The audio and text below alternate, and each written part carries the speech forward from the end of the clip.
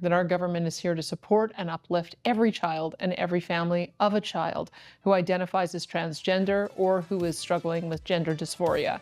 And more specifically to those children and youth, I want you to know that you are loved. I care deeply. Not by you. No. You want to take their health care away. Everything from, he's a climate change denier. He went on Jordan Peterson's podcast and talked about how climate change is as part of some whole kind of like depopulation conspiracy, that, you know, why in the world are carbon-based life forms worried about there being more carbon in the atmosphere? Really kind of like grade 5 science stuff where you're like, oh boy, that's really, really bad and scary. But okay, his policies, again, on both LGBTQ plus issues are abhorrent. He's compared programs that teach inclusivity for queer kids to the residential school system of Canada, saying, well, I mean, the residential school system took kids away from their parents, and that's what they're trying to do by saying that parents have to know, if their children are the wrong gender or things like that. This is basically one-to-one, the exact same thing.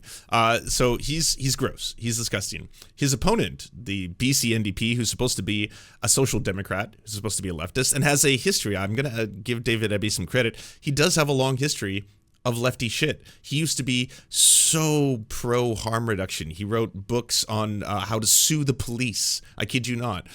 He has been arrested in climate change protests. This guy, if you looked at his actual career on paper, it seems like a career-long lefty politician. And now that he's been in power for a while, and the Liberal Party effectively dissolved, and so now there's only two parties. There's the NDP, the BC NDP, and the BC Conservatives. He's pivoted hardcore to the center. And what did that get him?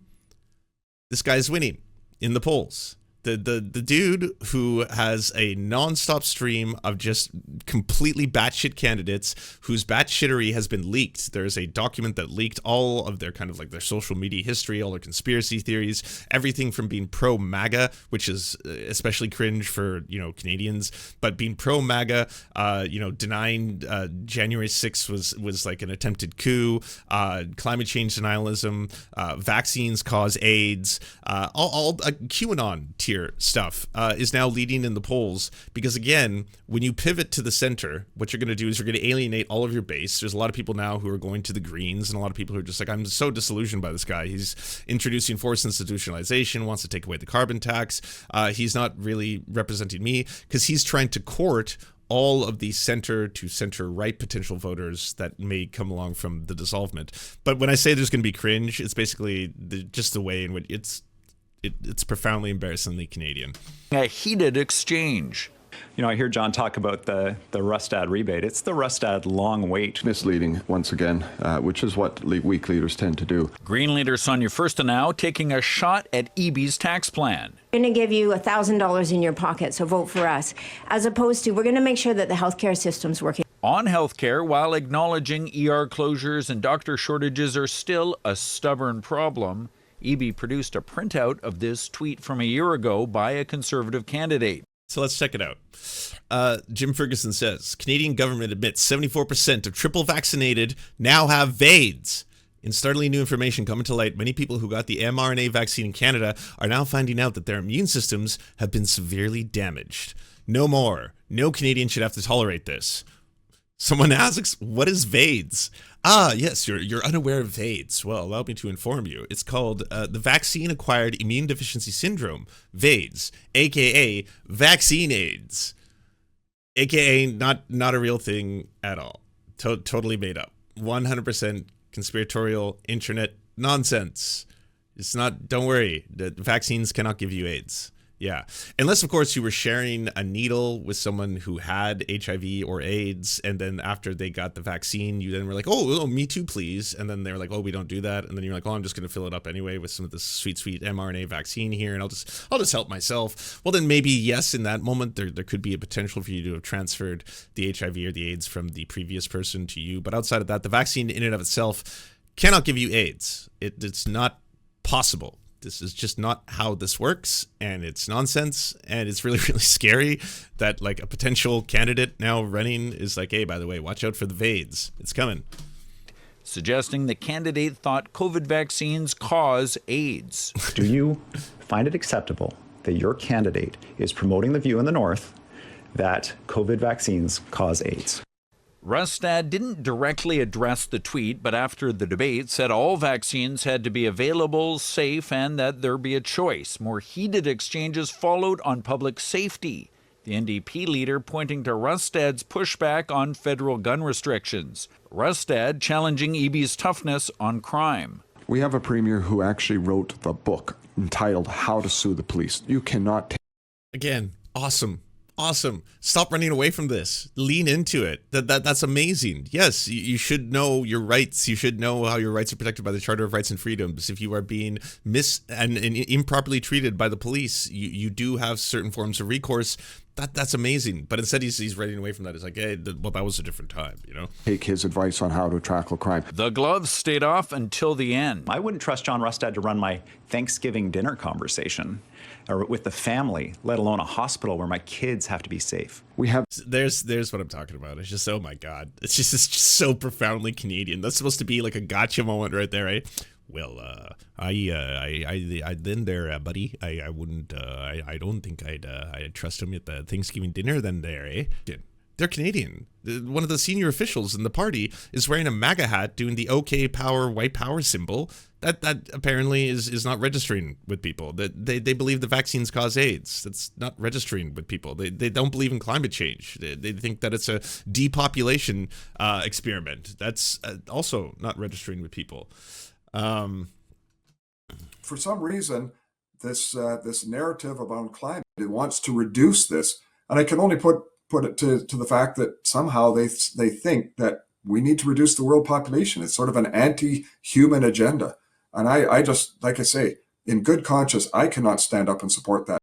This is coming from Jordan Peterson's style of climate change denial, by the way. Like that's where this stuff kind of comes from. This idea that climate change is basically this whole made up liberal myth in order to try and depopulate the earth. It's part of a thing where they want to reduce food supply by restricting the amount of things we can eat. And that goes all the way to, yes, this is the same party that says that they're going to force kids to eat bugs because of cow farts and stuff like that.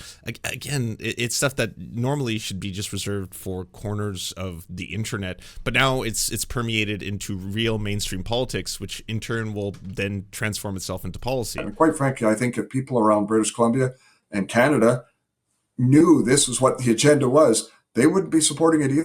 And yes, like Mazard is saying, climate change itself is going to result in mass depopulation growth. It's going to result in mass human suffering. It's going to result in it's already doing this. It's already resulting in mass displacement.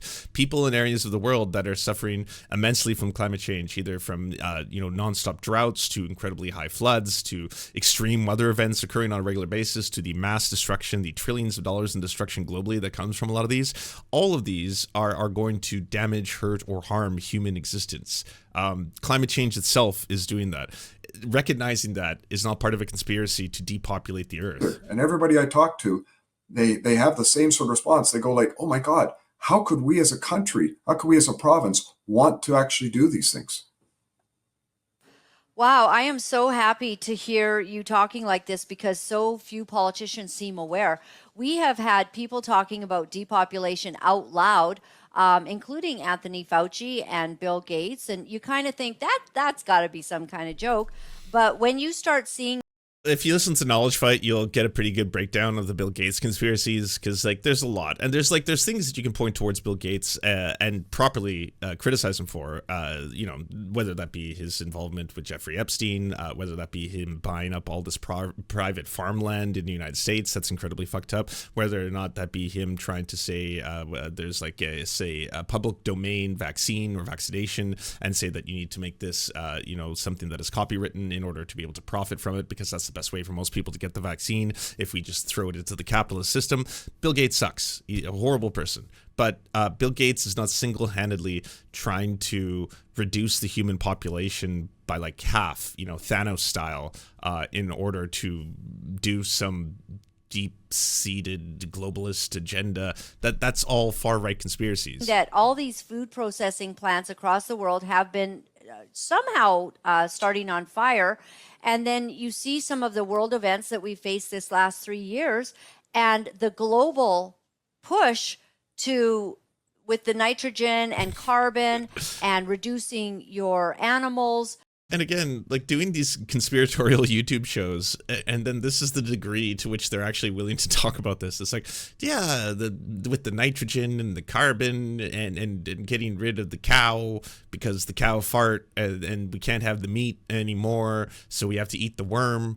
It's bad, right? Oh, yes, it's bad. That's the globalists. The globalists are doing that. You begin wondering, with the UN Agenda 2030, I'm not certain if you know about that, but it does seem to lead to a concerted effort that's not very people positive, Oh, it's anti-civilization.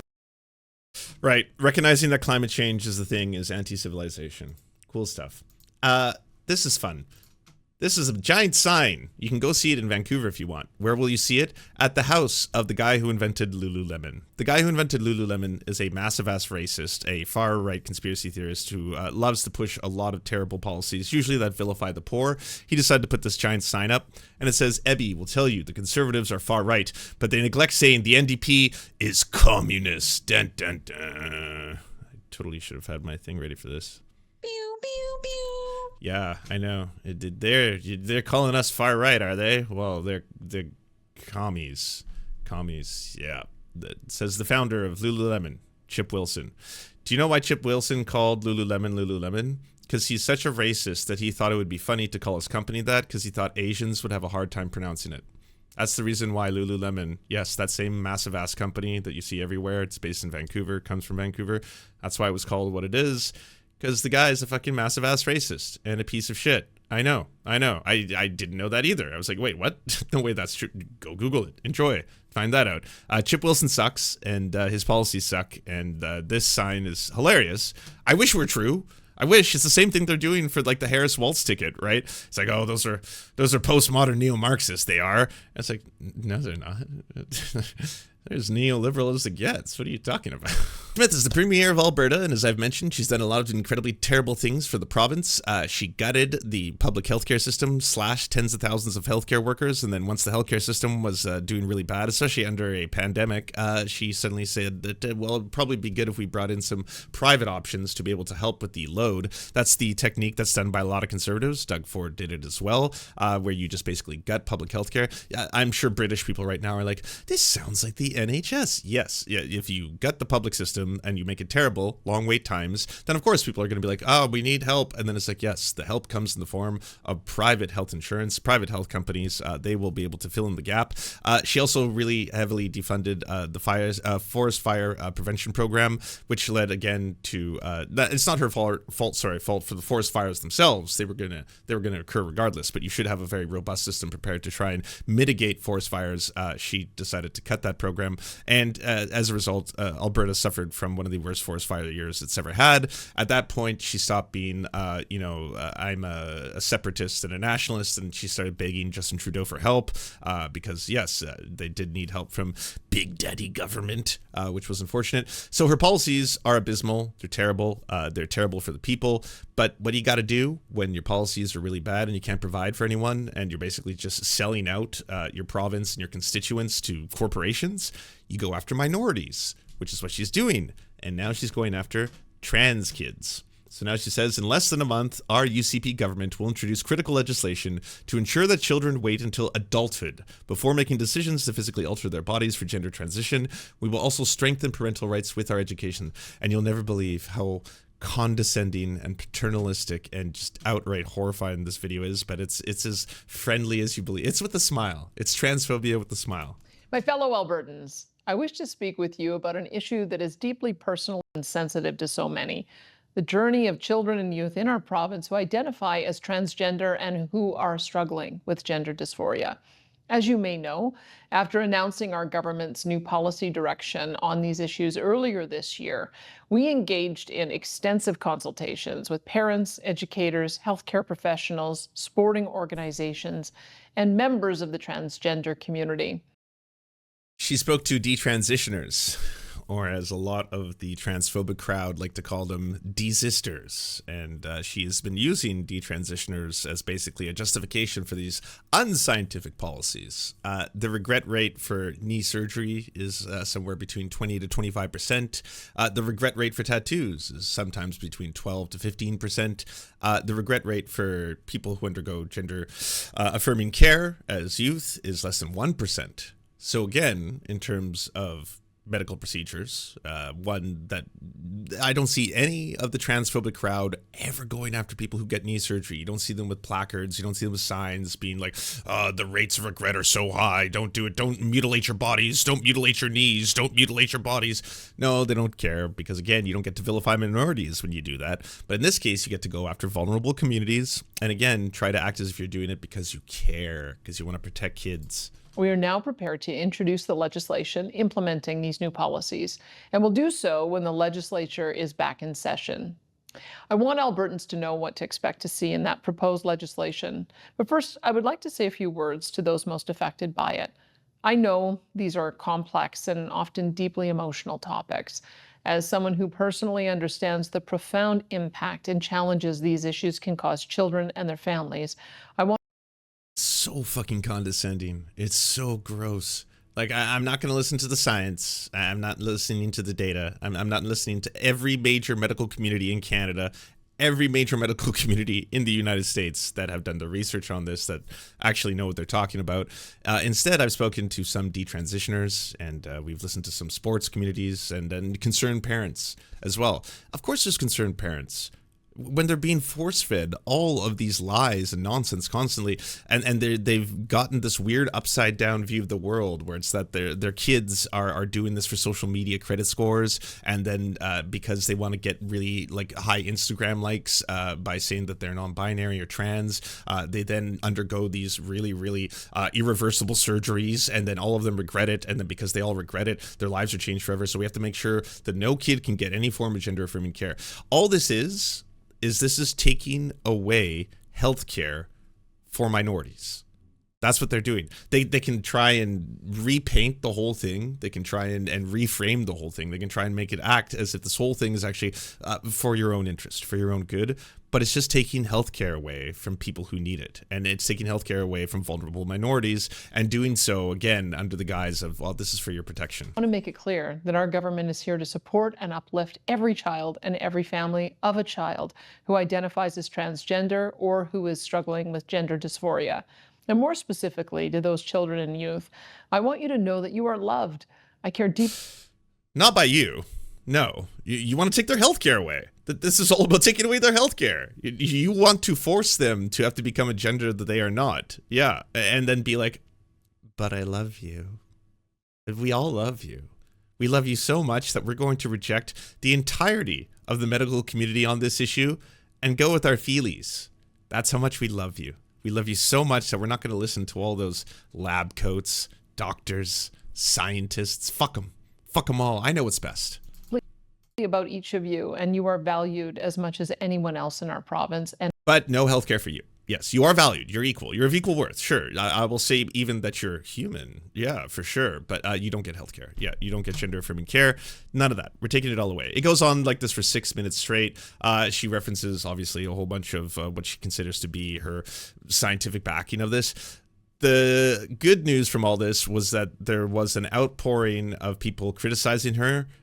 Doctors. So many doctors. I saw so many people quote tweeting this. Doctors who both operate and live in Alberta, doctors who are across Canada, doctors around the world actually consistently quote tweeting her and being like, this is wrong. This is false. There's a less than 1% regret rate for children who undergo forms of gender-affirming care. It is life-saving. This reduces anxiety, depression, and suicide. This is actually a net benefit to society to give access to the children who need this. Again, you're attacking a very vulnerable minority. If only like 0.7% of the kids in the province will need this, you're literally targeting them and then using them as your whole backing for this. A culture war issue is what you call it, but you're taking away people's civil rights. You're taking away their health care. It's just thoroughly disgusting.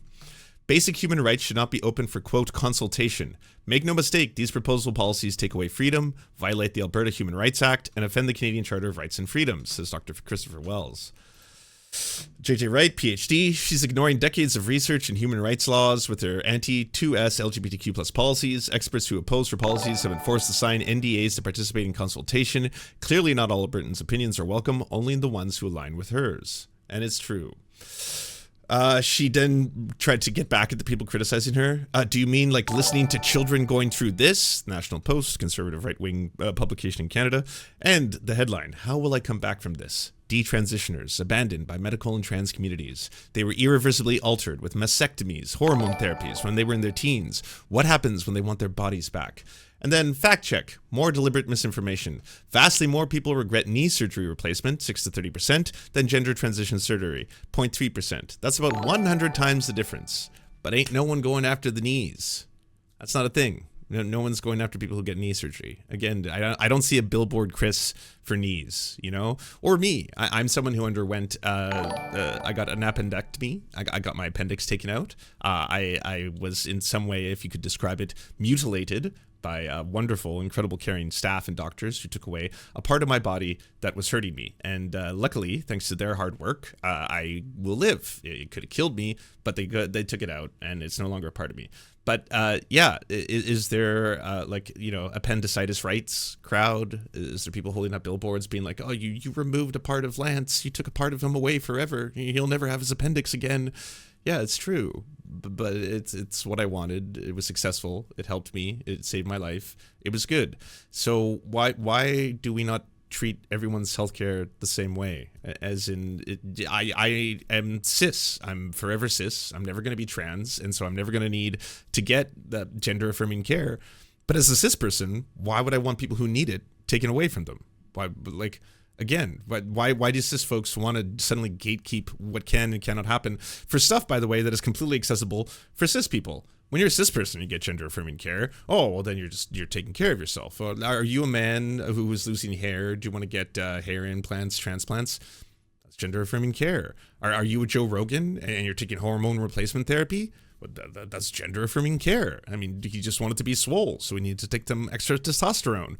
But then, if a trans person wants to do that, oh, no, you don't know what you're talking about. And have you heard that there are people who have regretted it? Of course there are. There's a lot of human beings on the planet. There's going to be people who detransition. But should we not look at the statistics on this? If it's less than 1% of people who undergo this regret it, so 99+% of people who undergo it find it to be helpful, find it to reduce their anxiety, their stress, find it to reduce their suicidal ideation, find it to improve their quality of life immensely, then again, why are you just simply targeting vulnerable minorities with junk science? Hey, if you'd like to unlock secret bonus episodes as well as uncensored content, go to patreon.com/The Serfs. This show is produced by Anna Loves Riley, Arian McCarthy, Cheryl Alvarez, Comrade Junkie, Doug Caddy, Everything Important, Hagbard Celine, Jimmy Sombrero, Multimondi, Omni, Political Puppy, Preston Kroll, Quiet 185, Riley and Anna, Roller Dragon, Cernicus, Stellar Gwyn, Sebastian Demel, Travis McClinton, Trincell, Words Greenwood. With additional support coming from all of these amazing human beings right here.